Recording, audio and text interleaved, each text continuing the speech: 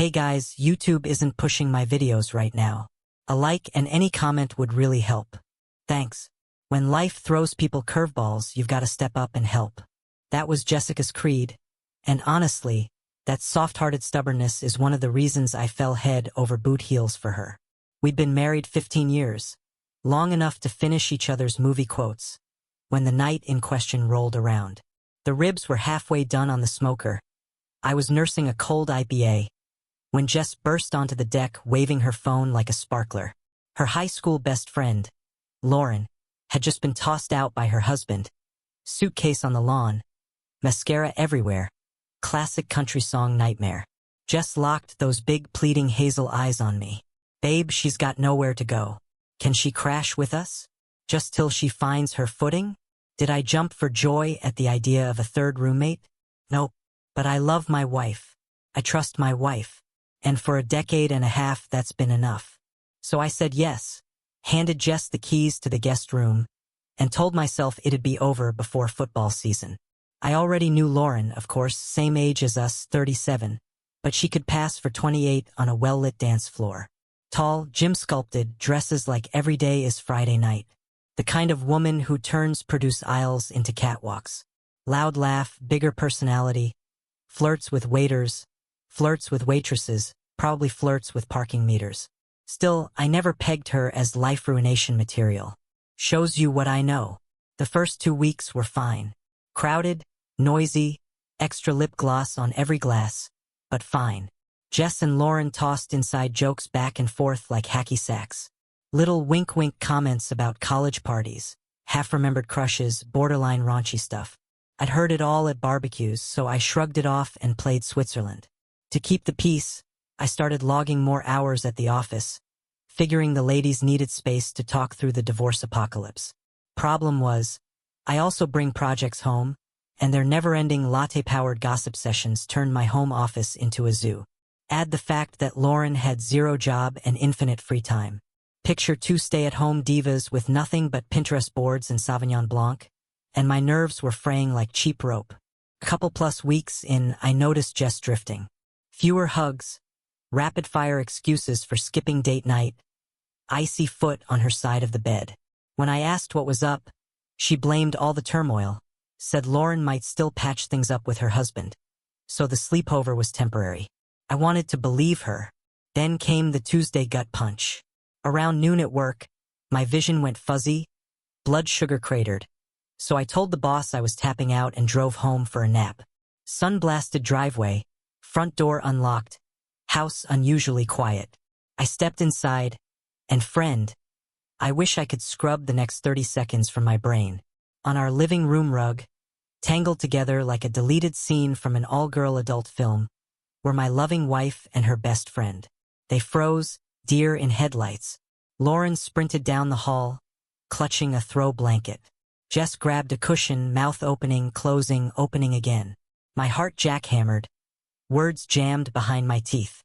For half a beat, Jess tried the teary apology route. When I didn't speak, shock will do that.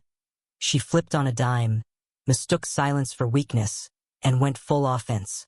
This is my apartment anyway, she hissed, even though the lease is in my name. I'll toss you out with your video game junk. You're pathetic. Lauren's better in bed than you ever were. Hearing that from the woman who promised forever felt like someone shoved my head underwater.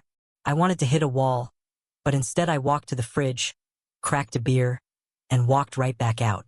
That night, I dumped their clothes on the porch, changed the locks, and let Tennessee whiskey rock me to sleep. The Stoics say this too shall pass. Sure, guys, just not before it drags you through glass first. Next morning, head pounding, I decided I needed the director's cut explanation. Instagram had painted Lauren's ex as a nutcase. Suddenly, that story felt thin as cheap coffee. I dredged up his number, his name's Mike, from an old group text and called. Mike turned out sane, polite, and downright relieved to talk. Lauren had cheated on him with a guy, he'd caught them on his own couch, and plot twist, she'd dabbled with women before. Over diner coffee, we swapped war stories, and by the second refill, we were brainstorming what can only be described as backyard barbecue justice.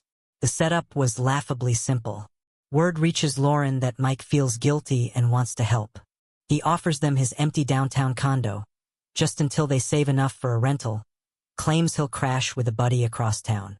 Jess and Lauren move in, selfie the marble countertops, settle into free rent bliss. 1 week later, Mike and I meet in the hallway at sunset, let ourselves in with the spare key, and yep, encore performance, no curtain call. When they finally noticed us, they scrambled like cats on linoleum. We handed them garbage bags, told them the sidewalk was waiting, and escorted them, shoeless, into the night. Mike's a lawyer, convenient, right? So untangling the paperwork went down smoother than a 12-year bourbon. Prenup clauses, separate property statutes, you name it. Jess lost the apartment. Lauren forfeited what was left from her first marriage, and the ink on the divorces dried before Halloween. And me, for the first time in months, maybe years, the air felt extra oxygeny. Jess had banked her adult life on spa days and online shopping. Now, with no alimony, she and Lauren were folding t-shirts at a discount store and renting a shoebox clear out by the county line. Without the salon glow and designer armor, Jess looked ordinary, tired, human. A few months later, she called, voice trembling, said the heater in their place died and rent was past due. Could I please spot her just this once? I drove over, saw peeling paint, 2 mattresses on the floor, an empty ramen box as a coffee table. Even after everything, I couldn't leave her in that. I handed her an envelope thick enough to cover winter, told her it was the last chip from my side of the poker table, and walked out. She hasn't called since. Time does its thing. I met Sarah. Bright smile, owns a catering company, believes partners pull equal weight. She laughs at my dad jokes, keeps her own bank account, and thinks Betrayal is for soap operas. Mike found happiness even faster. He's engaged to a school counselor who runs marathons for fun. Funny twist, he and I turned into legit friends. We swap smoker recipes, watch the game, double date for tacos. I can sit across the table knowing nobody's secretly eyeing anyone else's spouse and friend. That feels like winning the Powerball without buying a ticket.